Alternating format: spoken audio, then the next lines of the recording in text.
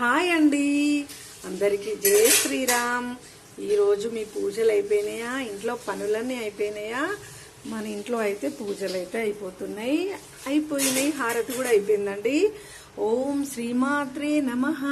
ఓం సర్వమంగళ మాంగళ్యే శివే సర్వార్థ సాధికే శరణ్యే త్రయంబకే గౌరీ నారాయణీ నమస్తుతే.